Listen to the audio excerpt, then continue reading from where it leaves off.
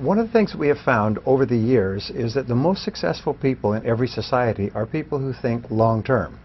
And it's one of the things we teach in all of our courses is long-term thinking, or what is called long-time perspective.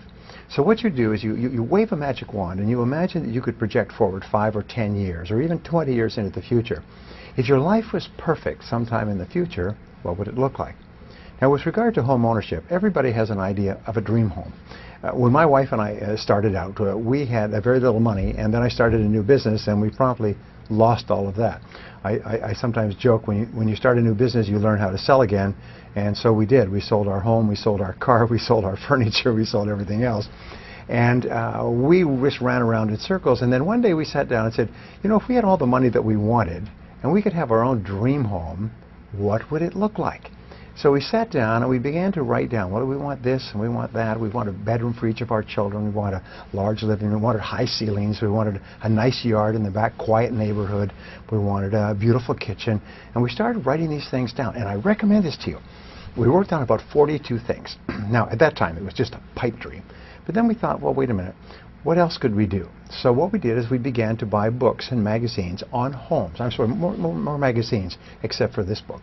And we brought Homes Beautiful, Architectural Digest, Southern Homes, beautiful pictures of homes. And we used to go through them every weekend and tear out pictures of homes or parts of homes that were beautiful for us. Then we started to go to open houses, and especially open houses in the nicest parts of town. And we look at beautiful homes and we would just imagine and visualize what it would be like to live in a house like this. And then we started to become critics. We say, well, we want more of this, and we wouldn't want that kind of a staircase, and these windows don't look that great. So gradually we developed an idea of our dream home. And we had no idea at the time how powerful this was, but we both had a mental picture of a dream home that combined all the things that Barbara wanted, my wife, and all the things I wanted. And surprise, surprise, my business took off, and I started to make more money. And within a year, we had moved out of the rented home that we were in, and we bought a house. That was a nice house, but it wasn't our dream home. So we kept working and kept making more money, and then we moved, and we looked at 150 houses, and then one day we walked into a house. And we looked around, and I looked at Barbara, and she looked at me. It was our dream house. And there was no question.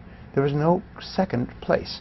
We made an offer, and then a counter offer, and then another offer, and we begged and borrowed money and mortgage and everything else, and we moved into the house 19 years ago. We're still there. It's our dream house. So long-term thinking, having an idea, a vision of where you want to go, dramatically improves short-term decision-making. Once you have an idea of this beautiful home that you want to have, or any other part of your life, then you come back to the present and you ask this question: what would have to happen? We call it the chemical question, WWH2H. What would have to happen for you starting today to eventually get into that house? Number one is to decide what it will look like. And number two is to begin putting aside the money necessary for the down payment so you can get your first foot on the ladder.